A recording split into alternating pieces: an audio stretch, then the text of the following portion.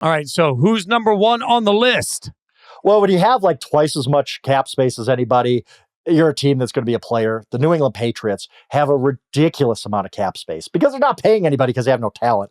And the yin and the yang of the New England Patriots this offseason is they can go to any free agent they want. And what's your price? Trey Smith. Okay, come on. Let's go. As long as money is the only object.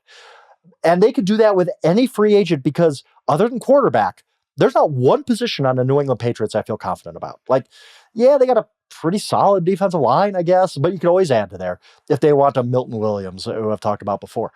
If they want a linebacker, Nick Bolton, yeah, that would fit. Like, they have pretty much Christian Gonzalez, Drake Maye, and that's it. Like, that, anything else is on the table for the Patriots. So how are they going to use this cap space? And are they going to be a team that does overspend to get big stars? Or are they going to have this patient approach? Because I think job one right now, and this also comes back to what I talked about a few teams ago. When you have this quarterback on his rookie deal, the clock is ticking very loudly. You can't waste Drake Maye's prime. But they have so much work to do that how do you get this done in a expedited way to where Drake Maye is still making peanuts by the time you've built a good team around him? I'm fascinated to see what they do, how they go about it with all this cap space. Do they just sign a bunch of veterans? Do they go out and have 3 big ticket items? Let's not forget, they've been in on number 1 receivers too. They, Calvin Ridley, his girlfriend wanted to stay in the South. No, Robert Kraft, you just didn't pay him enough. Like, are you going to do it this time if T. Higgins is available or any of these other receivers that are on the Patriots are fascinating in many ways. The draft plays into this too. What do they do at number 4 when they're going to have a pick of most anybody in the draft because they don't need a quarterback? Fascinating team this offseason. I don't know what would you do? You have I think it's $130-ish million in cap space, and you could literally any position you sign, I'd be like, yep, the Patriots needed him, except quarterback. What would you do in this situation? I mean, $128 million is there, and I'm looking right now. Pro Football Focus's ranking of top free agents: T. Higgins, Trey Smith, Jevon Holland, Chris Godwin, Khalil Mack, DJ Reed, Amari Cooper, Ronnie Stanley. I read these names because Josh Sweat also on that list, Steffon Diggs. I read that out because a lot of times guys get to free agency and they just don't have anything left in the tank. And so you look at it and say, why? Well, you don't want to overspend on that guy. For the Patriots, for a team that can afford it right now, if you look up and down this list, there are difference-making players all over the place. Now, who's going to get franchised and where they're going to stick, I don't know. But it is rare that I look at free agency as a member of the media and say, man, the way you fix your team is free agency. I don't think that usually works. You got to go to the draft. You got to be patient. I agree with that. However, this year, there are enough quality starters out there that, man, you can bridge a lot of gaps and you got the money to spend. So I don't think it's draft or free agency for the Patriots. I think it's both. I think you spend all of your money that you possibly can. Go out and spend to make yourself relevant right now. And then at the same time, draft with the patient approach. And let Vrabel cook, essentially. Let him build slow and low through the draft. But while you're doing that, instead of continually being a 4 or 5 win team, man, I'm approaching this. The offensive line is going to be there for them to address in the draft. I believe that. But that being said, how do you make everything easier? Trey Smith, right? There's not money I'm not willing to. I'm going to every single person and saying, what's the number? Everybody has a number, $1 million man. What's the number? I'm going to make the Patriots better today, and I'm going to draft, and I'm going to figure it out. Everybody's got a price. What's your price?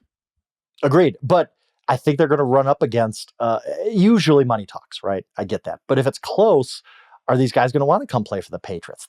They know this team is nowhere near contention. Like, if you're Trey Smith, and let's say the money's similar from the Bears. The Bears, because I think Trey Smith hits the open market, the Bears are making that phone call, right? Like, we have to assume that. If you're Trey Smith and the money's close, you say, I just came from a team that went to 7 straight AFC championship games. Do I really want to go to the 4-win Patriots, or do I want to be part of a rebuilding thing with the Bears, assuming the money's close, right? Like, you might be giving up $1 million or $2 million, but you're playing in a much better situation. Like, I think the Patriots are going to run up against this, where guys are just like Brandon Ayuk last offseason. All of a sudden, it was like, no, Brandon Ayuk doesn't want to play for the Patriots. And they had enough money to spend on him. I think that's an interesting part of their offseason too, of who wants to be part of this. We're building from the ground up, because there's a lot, they can literally look. And Frank, I'm sitting in New England, right? I'm sitting on a street that has been so iced over that literally people haven't been able to drive out for almost a week, right? It's just, there are realities to life in New England that I think sometimes players look at and they're like, nah, not for me. Like, that stadium is a pain in the ass to get to. It's a pain in the ass for your family to come see you play there. It's cold up here. Like, it is violently cold throughout the Northeast for so much of the winter. It is not the same vibrant place to play as some of the other NFL cities. And that's no disrespect to Foxborough or Boston, truly. Like, I love going to Boston. I love hanging out there. But it's a different lifestyle in New England. I think that also plays into some of these players.